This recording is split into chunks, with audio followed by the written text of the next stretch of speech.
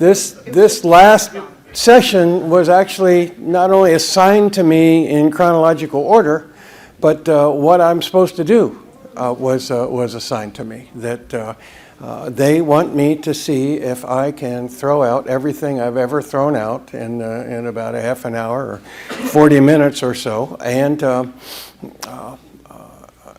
to explain a few other things. And it turns out that there is one of my stories which is the most frequently requested, and what you will hear if you can stick around long enough is how I personally took a Bobcat loader, flipped it upside down, and set it on fire. So that may be motivational to keep you in the room until 8 or 8:30 or so. All right. So yes, we think this is working now. It does. It was Cal's thumb. It was user error. Yeah. ASTM would call it operator error, right? All right. Yet another presentation by Ken Hover, rebuttal, explanations, and excuses. Okay. My inspiration actually comes from the Dumas novel, The Three Musketeers, and that story begins with D'Artagnan's father giving him advice and says, "Never fear quarrels, but seek adventures. I have taught you how to handle a sword. Fight on all occasions." So D'Artagnan's father was telling him to join ACI. Now, I want to compare that with the advice that I got from my dad. When I was very young, my dad said, when they ask for volunteers, be the first to raise your hand and speak publicly on all occasions. So what my dad was saying is join ACI. So I did. And as a result, I have spoken publicly on many, many occasions. Some of you might know the tally: 4,785 course lectures at Cornell, 1,039 technical presentations off campus, including 202 at ACI. Today makes 203. Although I'm not sure we could actually call this a technical presentation. In fact, Michael talked to me the other day, and he said, "Ken, I'm really sorry to tell you that some of the speakers are actually going to be technical."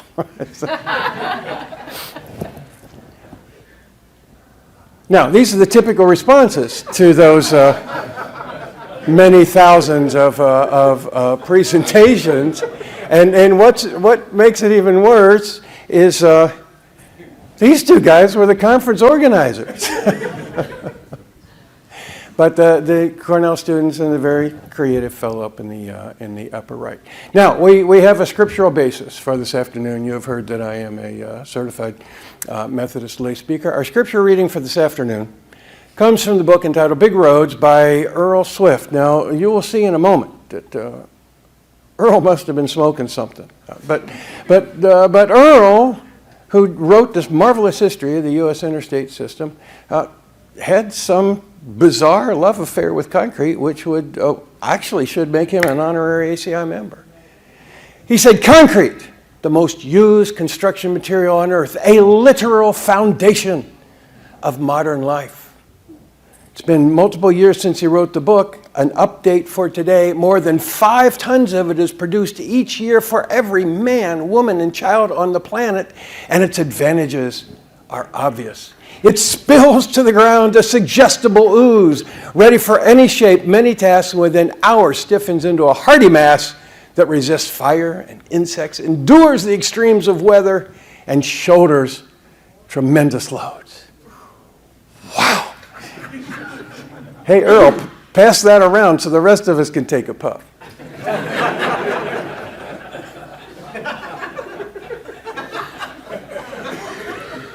It is liquid rock, the dust of fallen mountains, reconstituted, made of all natural, abundant ingredients. And now I'd like us to all say, "Amen." Can I have an amen? Amen. Now, I have learned a lot. Everything I know, I learned from some person. In my military experience, I learned to pay close attention to the privates and the specialists and the E5s and the E6s and the E7s. These are people who have been there. Oftentimes officers wouldn't think about trying to learn from them, but that's if you really want to know. And the same thing happened on construction sites. Talk to the laborers, the finishers, the carpenters. I spent an awful lot of time designing formwork and temporary structures, and talking to the carpenters who had to put it together made big differences in how I would design those forms. And I used exactly the same technique relative to my students. One might talk about how much students learn from their professors, but the reality is the tremendous wealth of information the professors learn from their students. When you walk into a classroom full of smart people and you know they're going to listen to what you say, and you know they're going to pick up on anything that's contradictory in what you say, and you know they're going to have questions you never heard before in your entire life, you better be ready. You better prepare some extra. As my mentor at Cornell, Professor Peter Gerkley, once said, always remember, you can do wonders the night before. And I have learned to pay attention to my family, even though my wife would say maybe not always. But listening to my daughters and my grandsons and paying attention to Deb. I listened fairly well. I'm just not so hot on returning emails or texts. Professor Enid Gummy of Monty Python said, cement is more interesting than people think. That's pretty profound. Corporal Maxwell Klinger of MASH 4077. I know cement, and it's not that hard. My PhD advisor at Cornell, Floyd Slate, in laying out the fact that one factor affects the next factor and the next one and the next one and the next one in mixed design. And the trick to iterative mixed design is to limit the number of times you have to go around that circle. And Floyd is the one who said, in a concrete mixture, everything affects everything else. Jim Shilstone, the father of practical optimized aggregate grading, he said, it's called a trial mix, because if you get it wrong, you go to trial.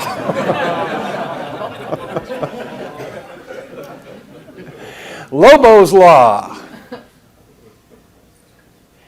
The contractor is not paid to do the best job they can. They are paid to do what the specifications require. Colin L. Lobo, July 22nd, 2019. That is profound. Okay? And Alan Face's dictum. You heard a bit of this earlier. Down inside recently cast concrete, wild things are happening. There's heat building up, and there's shrinkage going on, and there's curling, and there is cracking, and all of that is at no extra cost also. Jack Miller, Saunders Concrete, one of my mentors in upstate New York, he said the fastest way to make a small fortune in concrete materials and construction is to start with a large fortune. Now, ACI has its own terminology. Concrete, a mixture of hydraulic cement, aggregates, and water with or without admixtures, fibers, or other cementitious materials. ACI is obviously channeling Burger King. ACI, concrete, have it your way.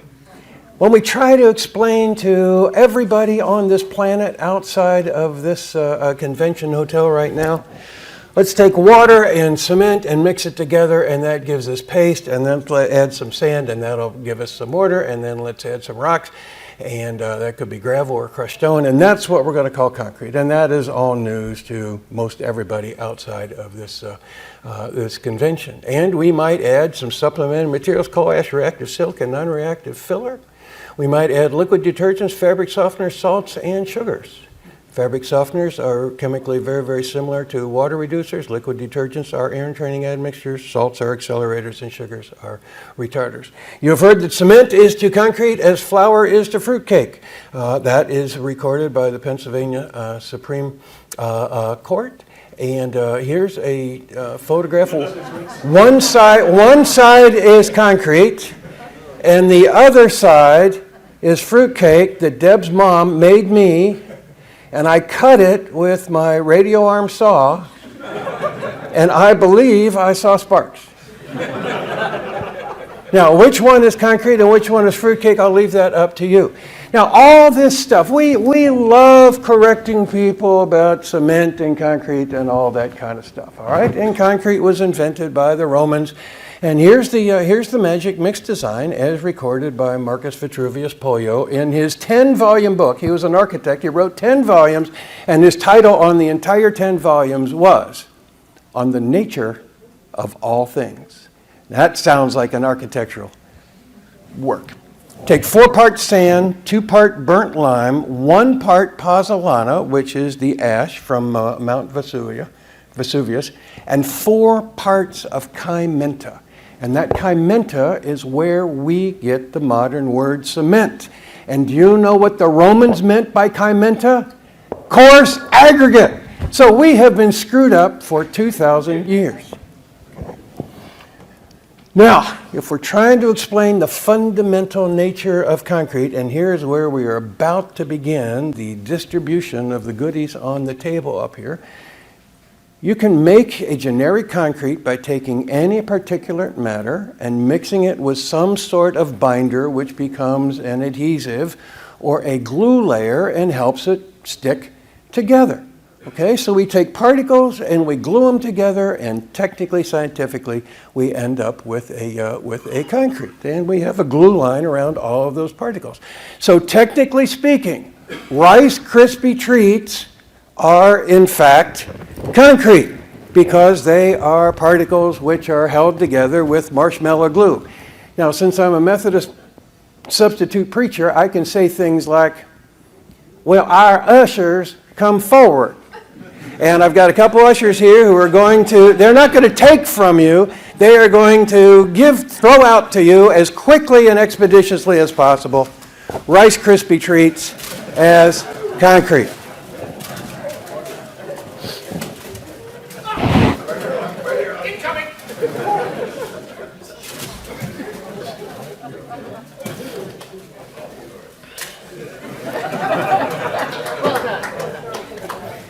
Let's put cement production in perspective. Current estimated world population is 8 billion souls. Global cement production about 4.4 billion metric tons per year. Let's estimate that 80% of that cement finds its way into concrete. Average concrete mix 370 pounds per cubic yard if we go from low strength to high strength. 21 billion cubic yards of concrete per year per planet. Well, we only got the one planet. Okay. 2.6 cubic yards per year per person on the planet. Now, what does this mean to you on a daily basis? 5.8 quarts or 5.5 liters of concrete per day per person on the planet. So the question to everyone in this room is, have you had your concrete today? Some of you are saying we've had way too much.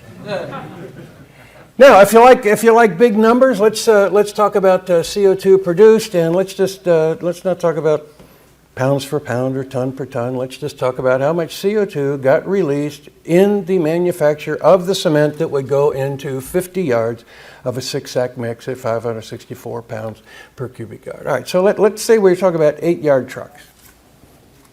About every 6 trucks, we're going to have 50 yards. All right, so when you see 6 8-yard trucks going down the road, okay, we're talking about 50 yards. The CO2 produced by that is enough to fill the Goodyear blimp. That would be about 203,000 cubic feet of CO2. However, don't try that at home because CO2 is heavier than air and your blimp will sink like a rock. As Doug Hooten pointed out, he and I and John Bickley were involved in performance specifications. We wrote the two key reports for the National Ready Mix Concrete Association Foundation on performance, and the objective there, the mantra is that the performance of that product is going to beat any prescriptions or any predictions. So that was John and Doug and myself, as you heard earlier. Okay, and Lionel and Cullen and Ken Rear were our observers. So we did a phase 1 report, and we did a phase 2 report with a guide specification. But when I'm trying to get people to understand the whole notion of performance, for concrete, we could talk about early, later age strength, stiffness, cracking resistance, durability, service life, carbon footprint, workability, setting time, finishability, shrinkage, uniformity. I would much rather actually talk about Hostess cupcakes. Is there? Be selective here, guys. Go for the people who show the enthusiastic response. Is there anybody who would like a Hostess cupcake?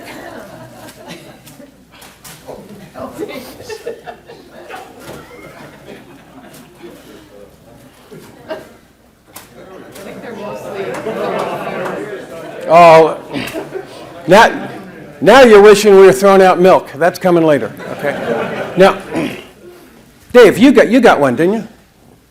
All right. Okay. Do you like Hostess cupcakes? That's why you put up your hand so enthusiastically, right?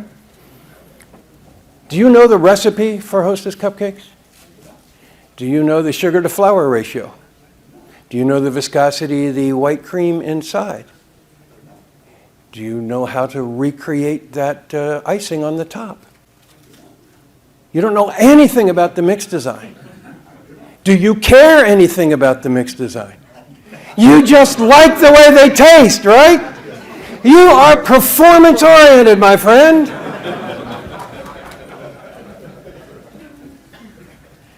So if we could talk about concrete performance, we could talk about cupcake performance. Now, not too many of us eat concrete, but when you bite into that cupcake, you know whether you like it or not. Now, we could also talk about things that are as solid as concrete. This is a macro view. This is a scanning electron microscopic view of the concrete. The durability problems with concrete are due to that porosity. The water that we put into concrete occupies volume, and that, look out. And that much of that volume remains as residual pore space. That's where our durability issues come from. And we all like to talk about solid concrete. It's absolutely proverbial. What could possibly be more solid than concrete? Well, lots of things are more solid than concrete. Concrete's probably about 40% internal void space. And that means that water, salt, oxygen, carbon dioxide, sulfates, pets, and small children can get sucked into the pores of that concrete. The reality is that the concrete is not nearly so solid, but it is actually... Wait till I throw a 4x8 cylinder. You'll be ready for that, okay? We've got to recognize that that concrete is, at the micro level, much more sponge-like than we would ever like to believe. And, in fact, we could quite clearly say, you toss this one,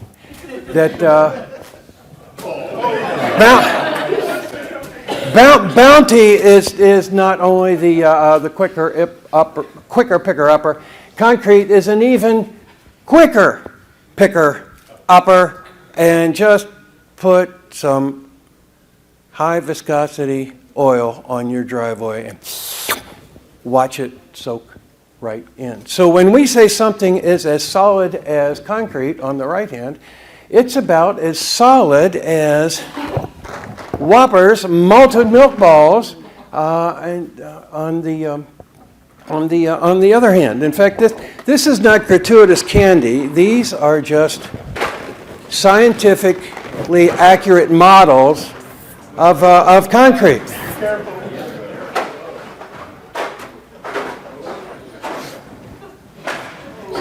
Now, with Jeff standing in the background, what you just saw was actually potentially quite dangerous. I was once giving a much longer seminar than this at Hilton Head in a great big meeting room, and I was addressing the Carolinas Ready Mix Concrete Association. There are 400 or 500 people in the room, and I was up on a high platform, and I was able to get a beautiful arc on one of the big quart-size jobbies, and that just sailed in there. I was so proud that I could hit the back row.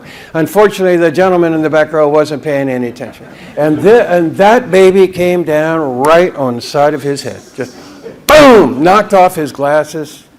I realized at that point that this was bad, and Jeff was starting to pass out cards to the audience. So feeling that this was the end of my career, I just immediately called a break, and I stepped down from the podium, and I start walking down this long central hall to the guy in the back that I had just hit.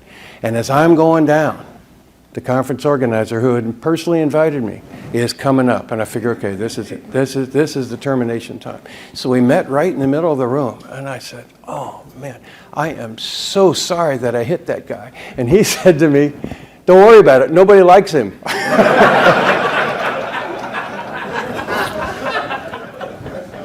Oh, jeez.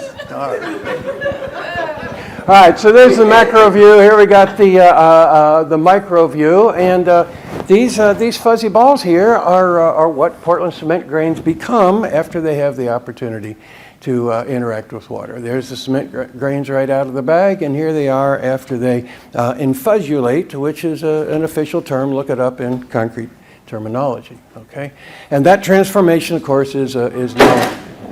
Look out! Look. I'm not trying to pull you off stage.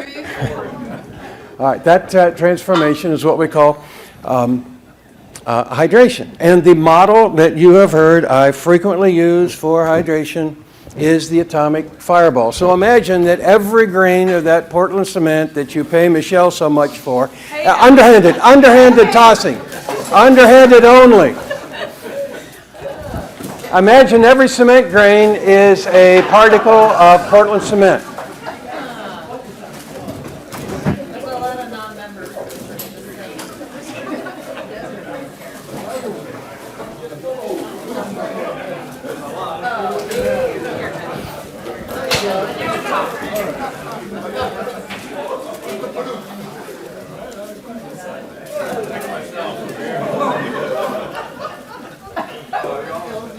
Now, here's a very exciting scientific cutaway image of an atomic fireball.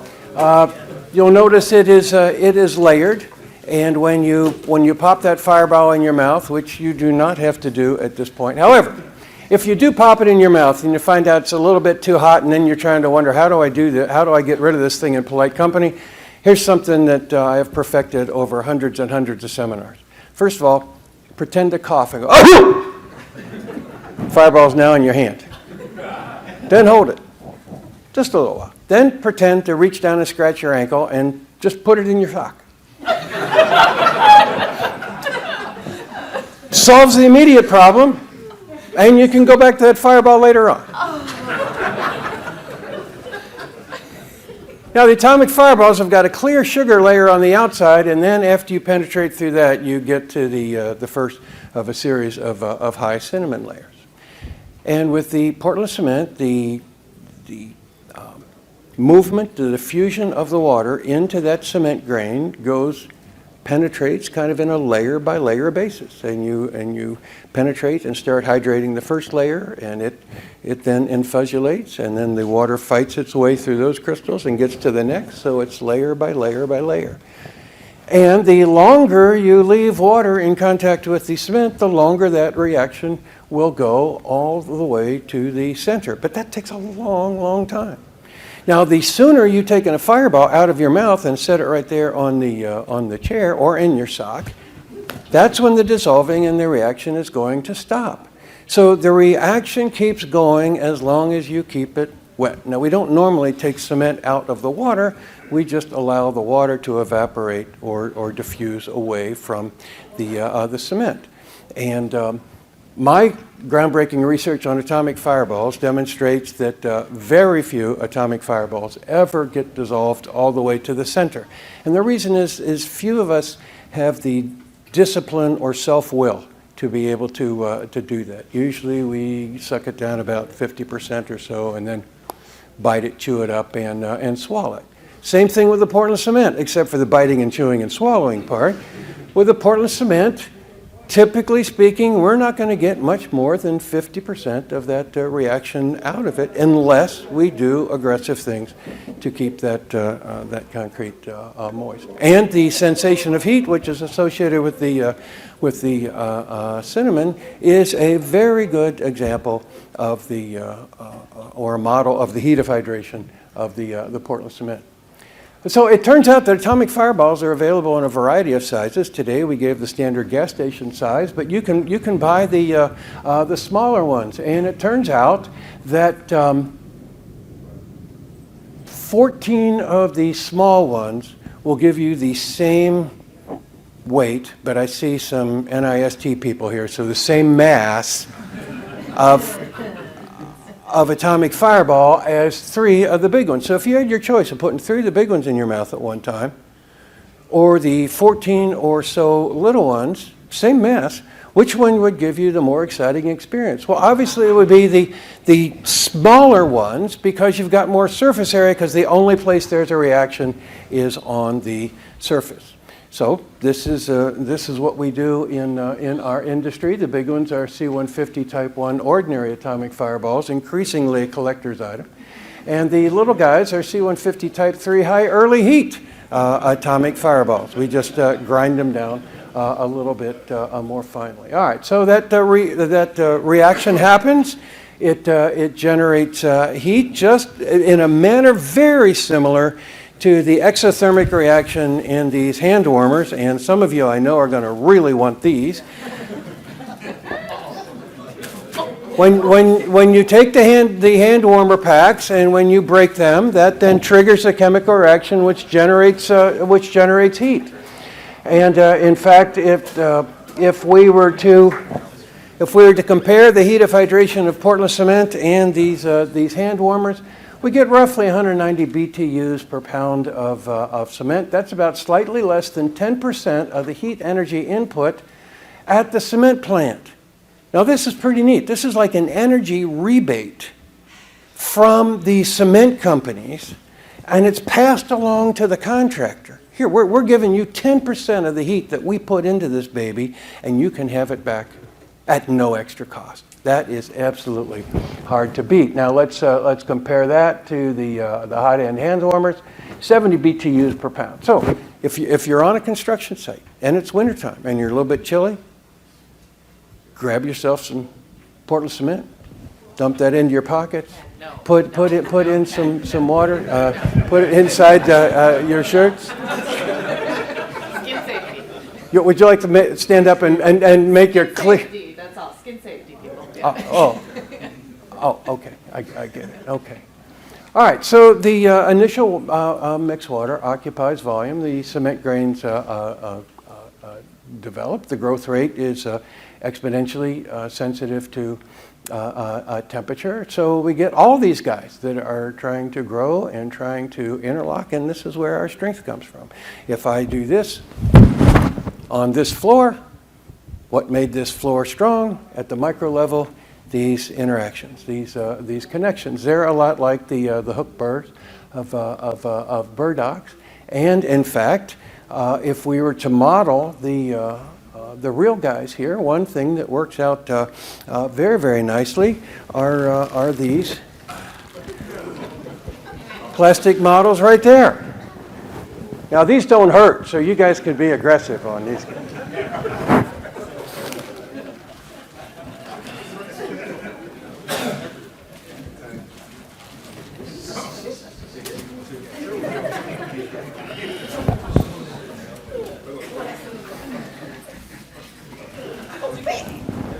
Keep in mind that these can be a choking hazard for small children or older adults.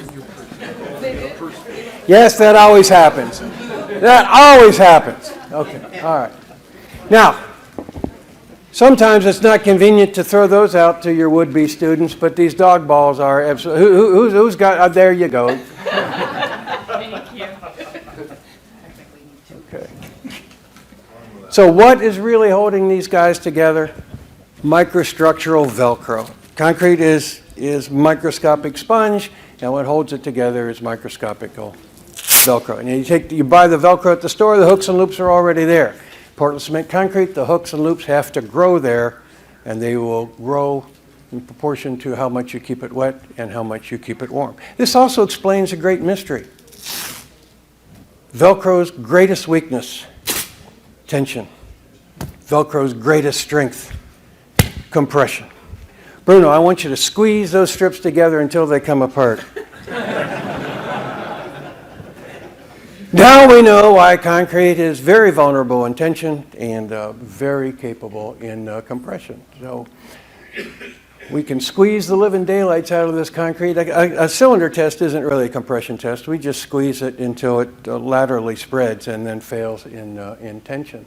But in a beam, it is very clear that it doesn't have much tension capacity. So in fact, if we take a look at compressive strength versus modulus of rupture, we see roughly a factor of 10 difference. And why is it? Because it's microstructural Velcro. So we got to throw some rebar fibers pre-stressing in there. Let's completely switch the topic here for a second. Here's an interesting field problem. What's the big deal about yield? Here is the situation. That's the last truck of the day, and these forms are not full. That's not great. And this is probably 4 o'clock on Friday afternoon and rush hour is in full force. Now, when I was a project engineer on the I-471 bridge, my observation was, astute galoot that I am, is that this only ever happened on the last truck of the day. So I called up the ready-mix producer for our next big pour, and I said, tell you what, send the last truck first, and they'll give us the whole day to make up the difference. Okay. So what's the deal about this? This is an unhappy situation. Well, the problem is that this concrete is batched by weight, but we order, discharge, invoice, and complain about it on a volume basis, even though very rarely do we use measuring cups to make this particular material. So what the concrete industry really needs to do is to do exactly what General Mills has already done. And anybody, give this to somebody who likes tricks. Okay? Brand new, unopened. You can have breakfast in your own room tomorrow. Okay. What does a box of tricks have to do with the yield problem in concrete? Well, this is the disclaimer that General Mills puts on there. This package is sold by weight, not by volume. You can be assured of proper weight, even though some settling of contents normally occurs during shipment and handling. You have a yield problem on the job site, you are calling the ready-mix plant, you're talking to the dispatcher, and you say, I need another yard and a half. The dispatcher will always say, truck's on the road. They will never say which road and which direction. They'll say, truck is on the road, all right? Now, have you ever opened a cereal box and been disappointed that it was only about 3/4 full? We've all been there. Have you ever called the General Mills dispatcher and said, I am short by a quarter box, and then do they say, we'll get a quarter box on the road for you? No, that doesn't happen. So they hired Jeff Coleman to write this particular disclaimer. So I'm suggesting that the ready-mix producers just adopt that, and I say paint it right on the drums. This concrete is batched by weight, but sold by volume. You can be assured of proper weight, even though some settling of contents, loss of air, normally occurs during shipment and handling, and the water content and material densities might be a bit different than we figured on. That would be from the General Mills Concrete division. And by the way, this talk is probably going to overyield. Try to explain people what density is all about. We can talk about, imagine a cubic foot of water. I was about to say, imagine a solid cubic foot of water. Cubic foot of granite, cement, and fly ash, and we got anywhere from 62.4, except for in the state of Minnesota, by state law, they have legislated a different density to water. They're hardy people up there. Okay. And the cement is almost 200 pounds, if you could imagine a solid cubic foot. So I try to get people to understand what density is all about.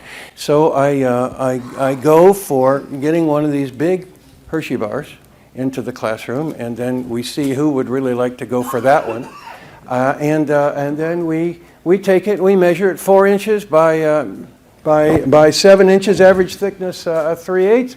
We do a little bit of a calculation, and we find out that the density of Hershey's milk chocolate is 72.6 pounds per cubic foot. Okay, that's really pretty interesting. It has a specific gravity of 1.16.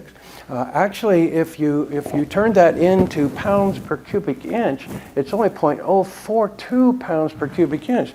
So you can imagine if you had a nice bite-sized 1 cubic inch of Hershey's milk chocolate, the most weight you could possibly gain would be 0.042 pounds. This is good news for every one of us. But that density is a fundamental characteristic of the Hershey's chocolate, regardless of size or shape of the container. So whether we are going with the big bar or whether we're going with the smaller bars, there we go. Okay, it still has the same density, and dare I say, what if we went all the way to Hershey's Kisses? It still has a density of 72.6 pounds per cubic foot.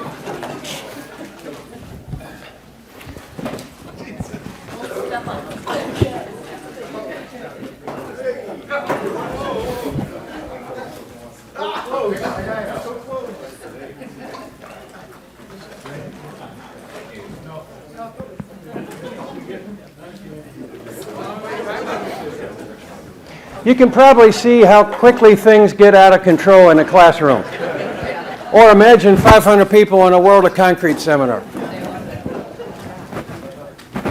Now let's talk about particle size and shape and how that influences mixture behavior. Let's just say that we had a block of Velveeta cheese, and don't worry, they're not going to throw this. We will definitely knock somebody out. Bruno or Jonathan are going to gently carry this right to you, okay? But I could take this cheese and cut it, and now you can say we had a seminar speaker who kept talking about cutting the cheese. All right, so we can cut the cheese this way and this way and this way and this way. And if I have a really sharp knife, the total mass of cheese is going to stay constant, but the surface area is just going to keep getting greater and greater and greater as we subdivide it further and further. So that's true with cheese. It's also true for aggregate. So aggregate surface area expands tremendously. If I have a ASTM 1.5 inch aggregate, its surface area per ton is somewhere between about 1,200 square feet and 2,000 square feet. If I go to a 3/8 pea gravel, its surface area per ton is somewhere between about 3,200 and over 5,000 square feet. Now, why does that matter to anybody? Because that Portland cement paste has to cover the surface of every one of those square feet. So, the smaller we make the aggregate particles, the more paste we are going to have in the concrete. The more paste, the more cost, the more CO2, the more shrinkage. So whenever we have a choice, we want to start shifting towards the larger particles. A few years ago, the Super Bowl was very, very boring, but the commercials are really great. I was in a recliner chair in just about the fullback position. The guy came on and said, "Hey, would you like to make a hot cheese and salsa dip?" And I said, so I grabbed the handle. I'm up one level.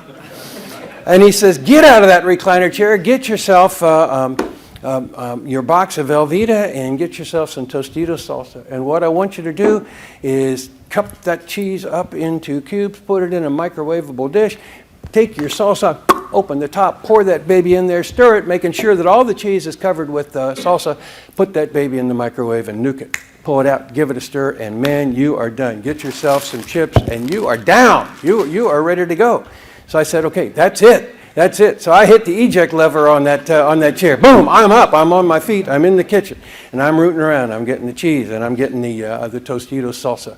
And all of a sudden I encounter a problem which industrial psychologists say is common to engineers. So common that they give it a name: paralysis by analysis. I'm suddenly realizing, I got the knife, I got the cutting board, I got the cheese, I got everything else. The guy didn't say how big a box. The guy didn't say how much of the jar to use, and did not tell me anything about the size of the cheese cubes. Deb comes through and says, "What seems to be the problem here?" And I said, "The guy didn't give me mixed proportions or particle sizes." Deb says, Sounds like a problem. She just keeps on walking. I go back in the room we call the office, knock out an Excel spreadsheet, do a little optimization. An hour and a half later, I am ready to go. I'm starting to realize that same principle applies. The finer I cut those cheese cubes, the more salsa I'm going to need. So all of a sudden now my salsa to cheese ratio is going to be dependent on the thickness of the salsa layer and the surface area of the cheese. So use my spreadsheet, figure that baby out, put her in there. Oh man, that was a beautiful and hard-won dip, and you're saying it wasn't worth the story. But what we are going to do, we got a set here of cheese, salsa, and chips, and they go to whoever is the most enthusiastic recipient. Don't break the set. Don't break the set, guys, and don't throw it. Think it of yourself. Spoken like a true New Yorker. Something about yourself. You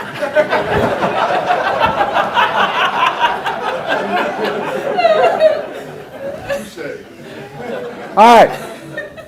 Here's something else wild. Is there a way to gain workability and maintain quality of concrete? Well, the gaining workability, that's no brainer. Let's just hose that baby down with water, like these guys are doing. If you say, pardon me, gentlemen, but what is the goal of your operation here? Well, our purpose in life is to make this concrete more fluid. Most of the time, the pump operator would say, I am adjusting the rheology of the mix, okay? So how do we get the fluidity that we want without these sorts of things? Yes, ladies and gentlemen, chemical technology has come to our rescue. Bounce. Now, I don't recommend that you get these sheets and tear them off and throw them into the truck, but the chemical technology is the same thing, because Bounce has the magical ability to eliminate static cling. I hate it when I put on my knee socks and my wool skirt and they stick together and it goes as I'm walking around all day long. So I gotta throw these guys into the dryer. Now, how in the world does that work?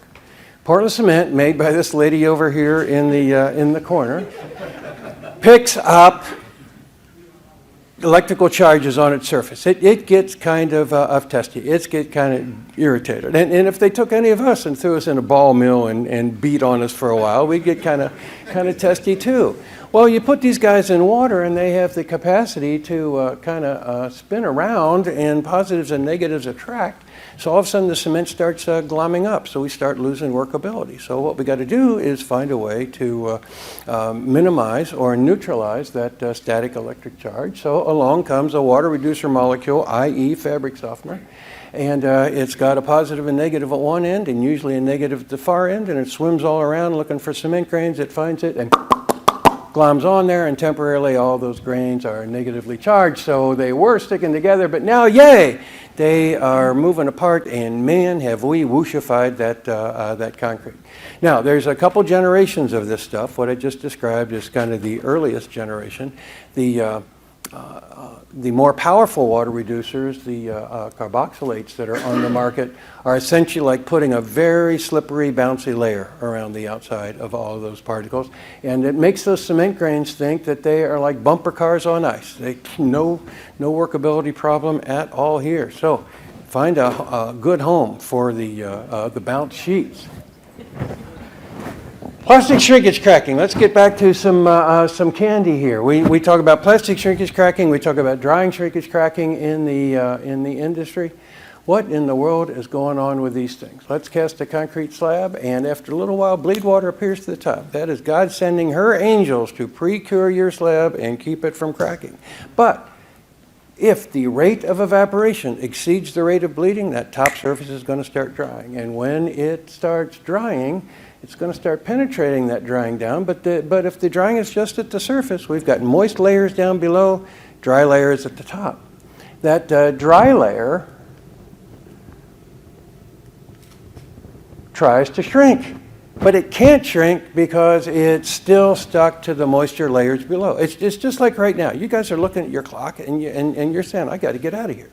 But I'm not allowing you to do that. So I can see that it's developing tension here in the room, okay? So eventually that tension builds up, and we finally get to the point when as soon as the tension matches and then exceeds whatever is the early age tensile capacity of that concrete, bang, we have suddenly got ourselves a crack.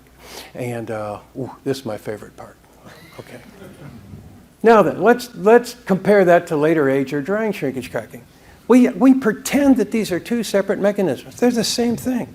The only difference between the later age shrinkage cracking or drying cracking is the fact that the concrete is older and it has a higher tensile capacity, so it's going to take more shrinkage stress to be able to crack it. Let's say we cure the living daylights out of that concrete. Let's say we do everything that 305, 306, 308, 301 tell us that we need to do. Sooner or later, the day will come when that surface is going to dry.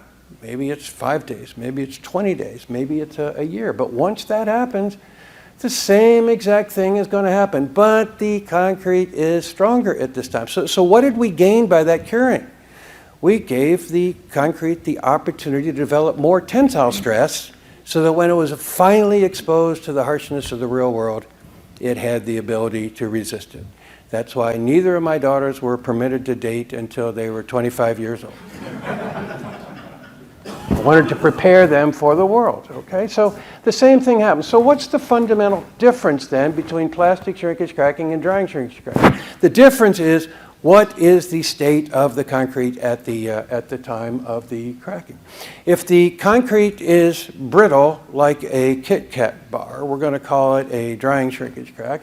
And if the concrete is plastic or soft like a Three Musketeers, we're going to call that a plastic shrinkage crack. So it's really the only distinction is what's the condition of the concrete. And if you don't have Kit Kats, then Butterfingers are going to do the job just as well. So we got some plastic candy bars here, and we have John. We need a Butterfinger up here. My boss needs a Butterfinger. Okay. Uh-oh! Look out!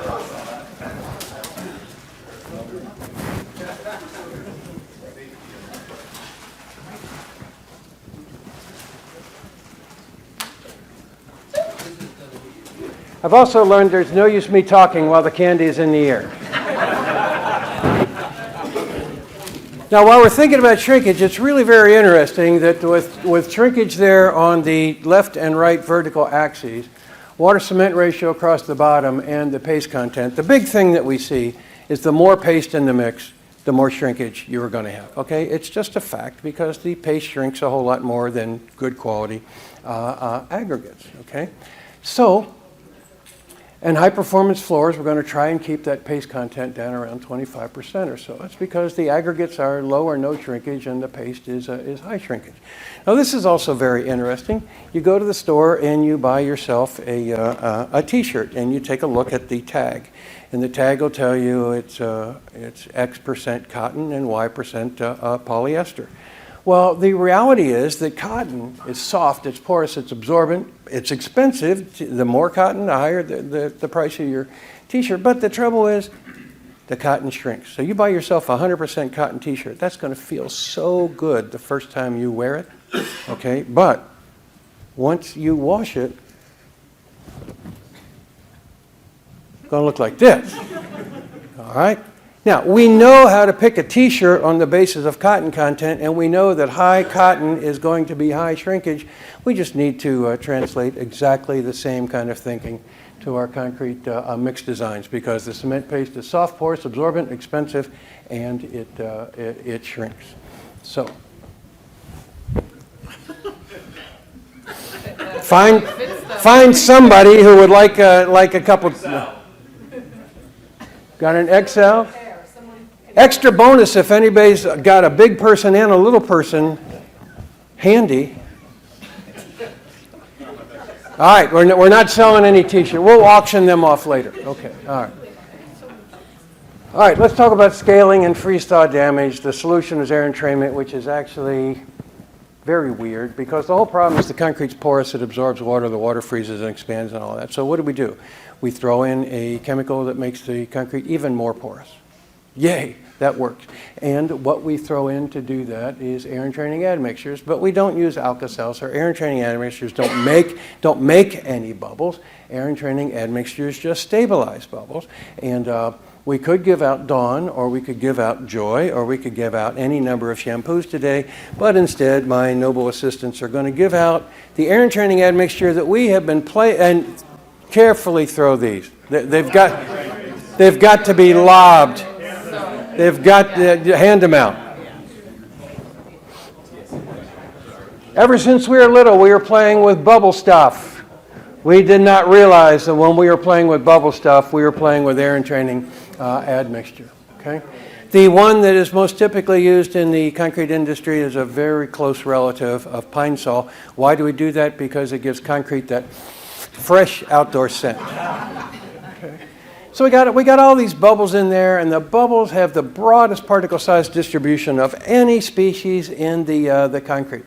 We've got bubbles that are as small as the smallest cement particles, and we got bubbles that are as large as coarse aggregate particles. You strip a form, and all of a sudden you got all that honeycomb in there. It's not honeycomb.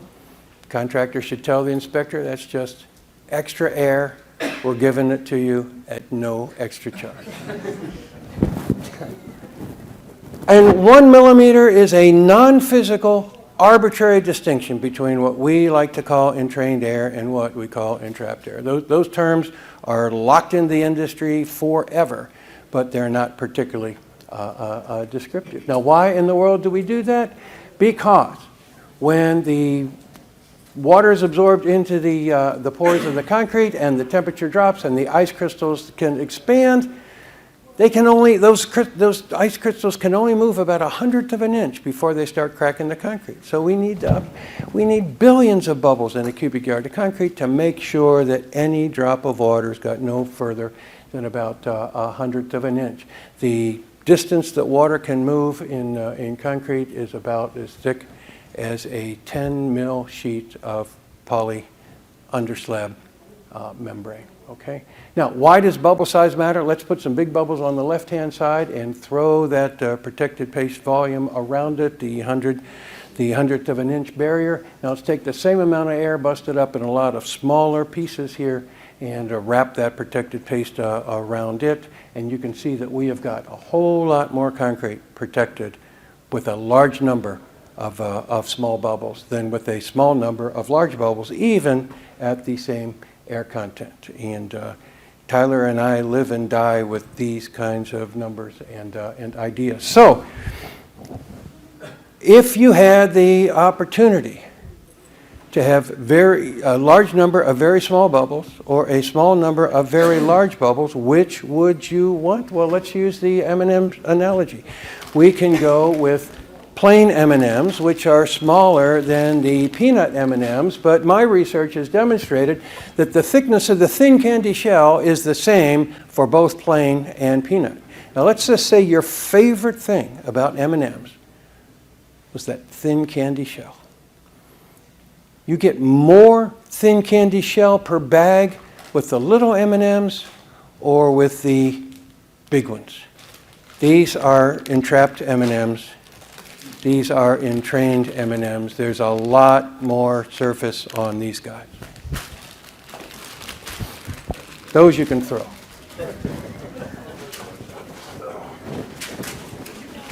We're getting down there, aren't we? We are doing a job. We are doing a job.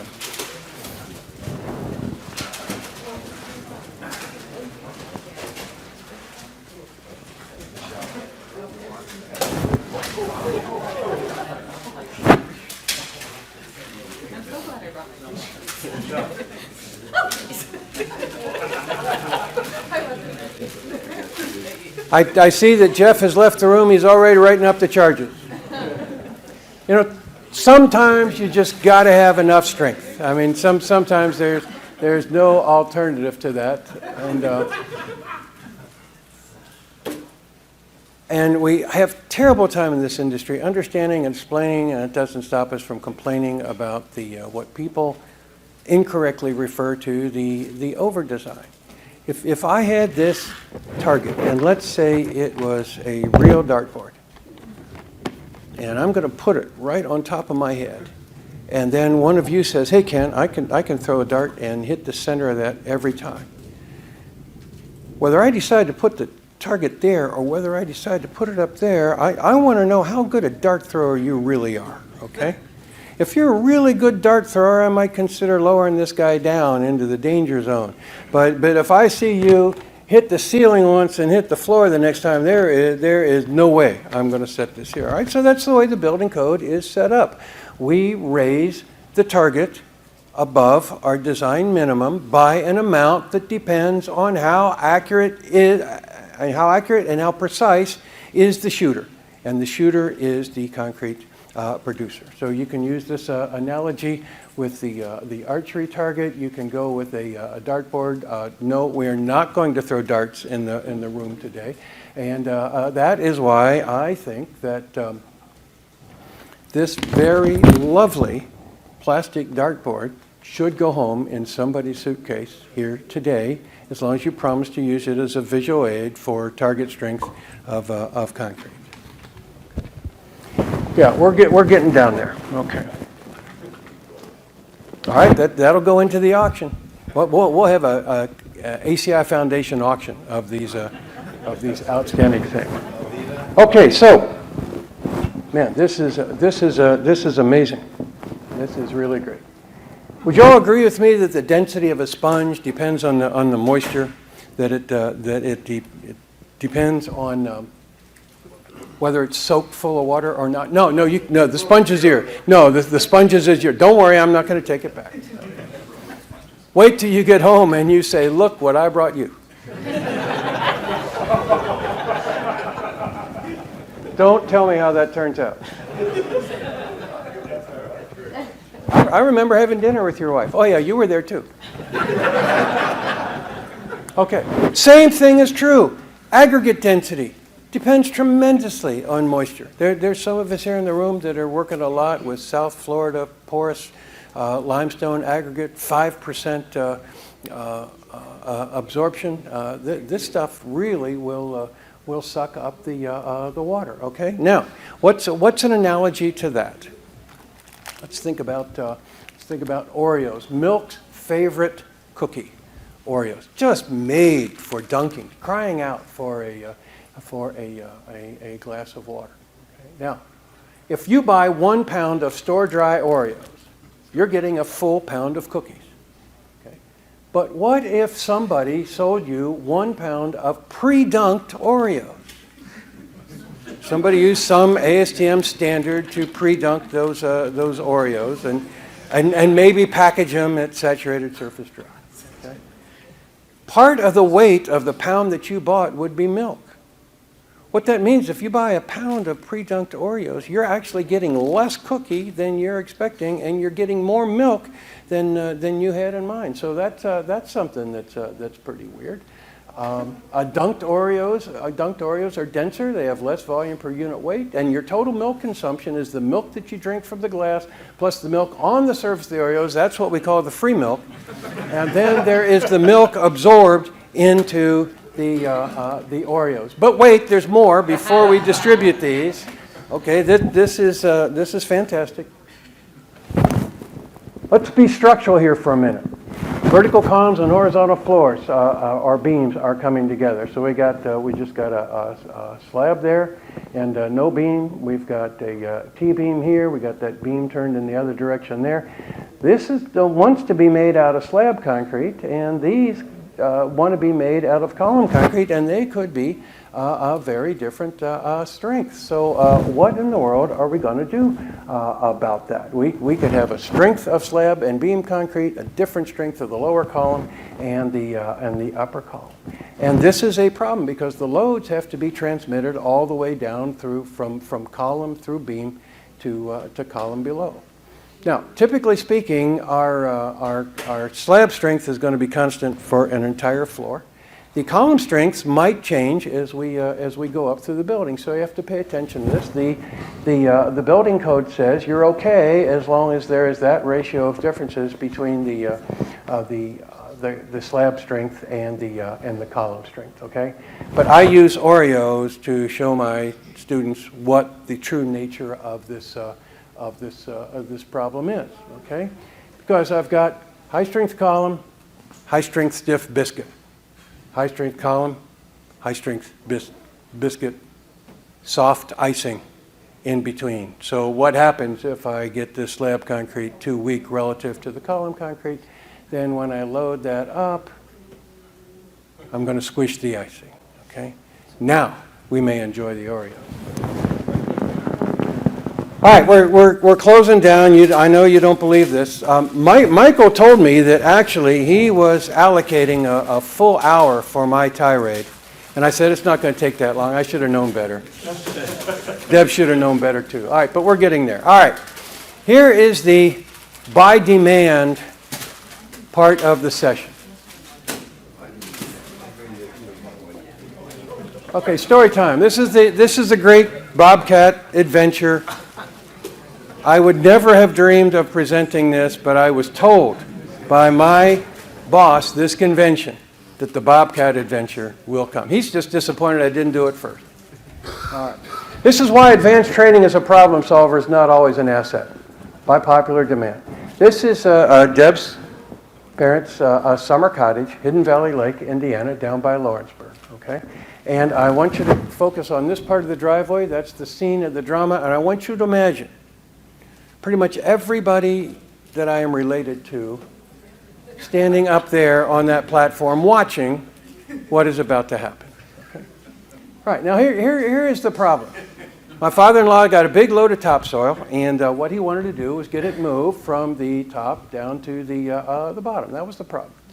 And that's the goal. Okay? Now here's the solution. We rent a Bobcat loader. And then I talked my brother, who is a trained, licensed, and union heavy equipment operator, to operate the loader. This is a great deal. Okay, this is a good deal. Okay.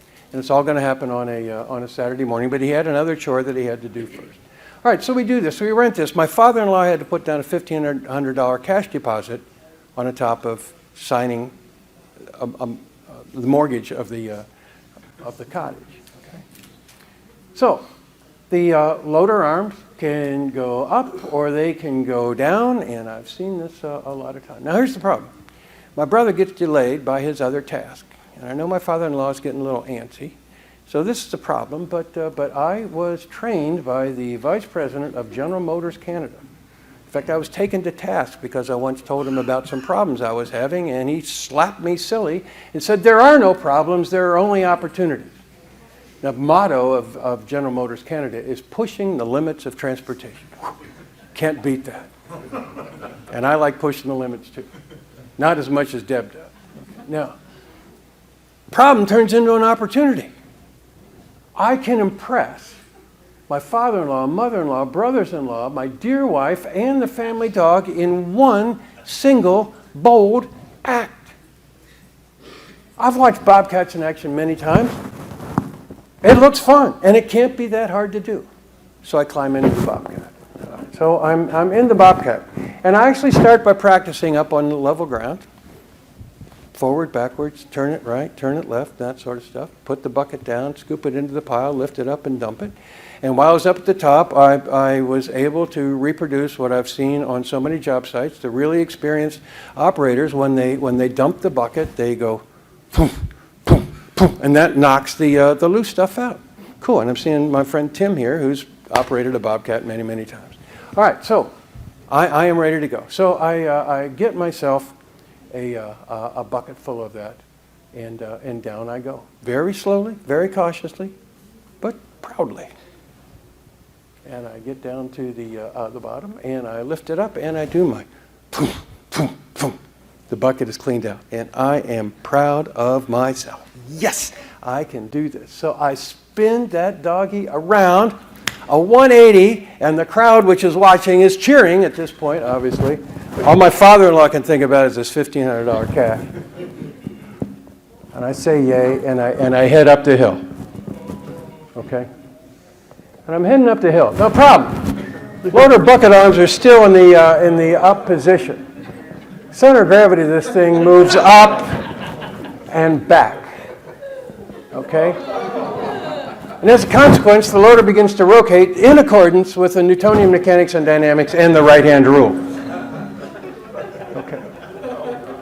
And it continues to rotate, but ever so gently. This thing was so delicately balanced that the acceleration was very, very, very slight. Okay. And it continues to do that, and I'm starting to feel that this isn't right. Okay. Now, what's interesting is I was first coming up the hill, I could see the trees on the other side of the street, and I could see the sky. Okay?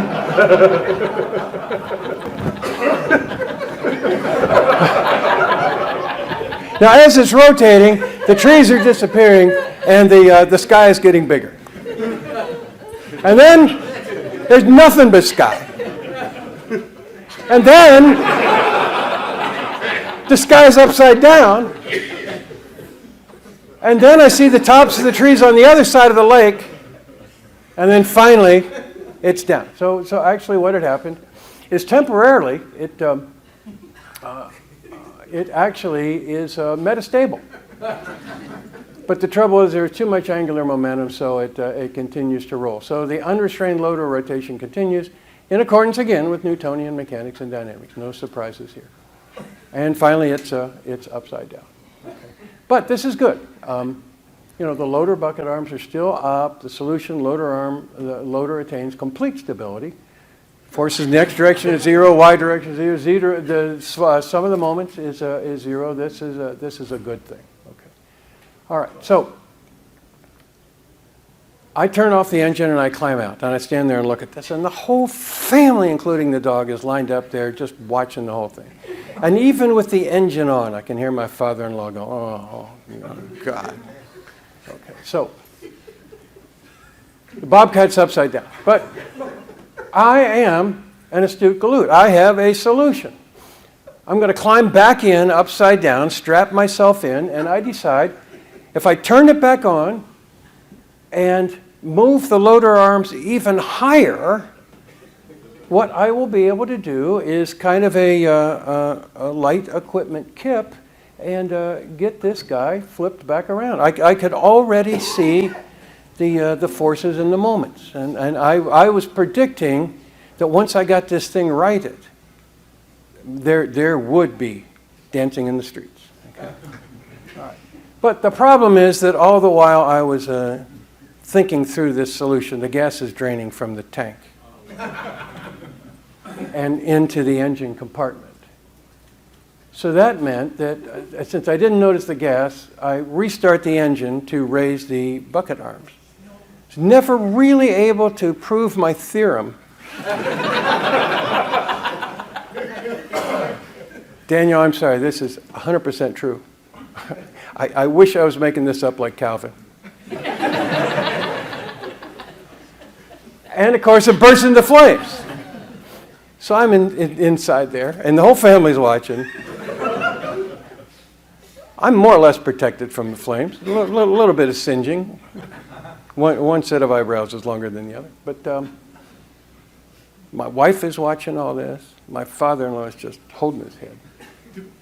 Solution. Deb runs down the hill. This is a vacation lake. We got a boat down there. She knows there's a fire extinguisher there.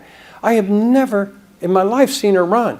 But that time, boom, gone. She's down there. She's got that fire extinguisher, and before I can finish swearing, she is back with the fire extinguisher. So, and the fire's out. Heart rate's now from 220 to about 180. Okay. So she is the hero. Get the fire out. Okay. And we got scorched paint on the otherwise white Bobcat. Now, what's the solution? My brother-in-law used ropes and pulleys. There's no way I'm turning that engine on again in my life. So we use ropes and pulleys, and we pull the thing back over, and we winch it up to the higher in the driveway, and then we tie that baby to a tree. Just wrap that rope around. Okay. Now, my brother the trained operator arrives at about this point. And he gets out, and this is a quote. Brother, I've seen a lot of things, but I've never seen a bobcat that looks like it's been set on fire and then tied to a tree. So, well, he gets in, he starts the bobcat, he finishes the job in record time. I should have never got in that thing in the first place. My job is to more or less clean the bobcat and return it to the rental company. However, you'll notice the scorched side was on the left side. When we took her back to the rental car, to the rental agency, I turned around in the road to make sure I pulled it in with the right side towards the shopkeeper's office. This is an interesting one, and Mike, you need to write this one down for your safety stuff. Definition of an accident, noun. An inevitable occurrence due to the action of immutable natural laws. Ambrose Bierce. There's no such thing as an accident. It's just what happens. We might be able to get away with not using standard practice, not following all details of building codes, ignoring significant figures. You guys would love that. Using an oversimplified model, not having exactly the right input, but we cannot violate the universal laws of math, chemistry, and physics. Gravity never sleeps. Okay? And these two guys, my ushers for today, generated these T-shirts that say Kenny Hoover's Construction Corp. And yes, that was intentional. And this is myself and my ushers out there, and they are kind of surrogate representatives of all the students that I've had and I've learned so much from over the years. I'm going to leave you with a couple things. Life is difficult. All of us have got steps that we have got to climb. Those of us who spend a lot of time at Cornell, these are the steps that we have to climb. And it's always snowing, okay? When I was down in Haiti right after the Port-au-Prince earthquake, a Haitian saying is there are mountains after the mountains. You work so hard, you get to the top of the mountain, what do you see next? You see the next mountain, okay? Haitians also say what you don't know is greater than you, and I understood that as I was down there. These gentlemen here are getting the 5 gallons of fresh water, which is allocated to their entire family for the day by the Haitian government. Okay, so life is difficult. It is just a fact.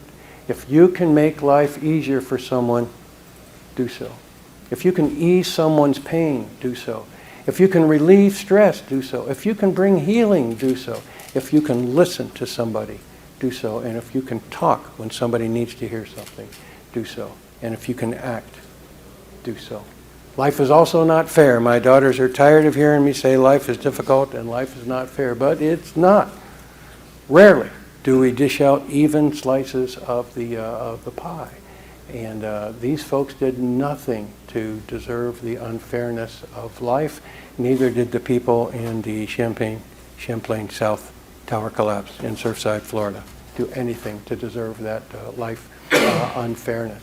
So if you can since life won't give us fairness, it's our responsibility to bring fairness to any relationship, discussion, debate, decision, negotiation, or action. It's up to you to do so.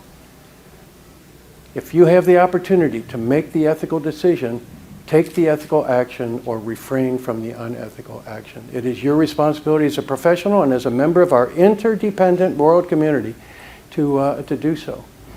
I give my students this equation here in professional ethics. The ethics of an organization is equal to the sum of the ethics of the individuals in that organization. And I have thrown in an influence factor there because the president's going to have a bigger impact on corporate ethics than the most recent hire. Okay?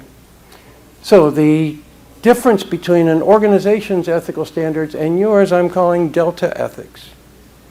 And when the time comes that the delta ethics that you perceive is greater than the difference that is your personal tolerance, then that means T equals time to make a change.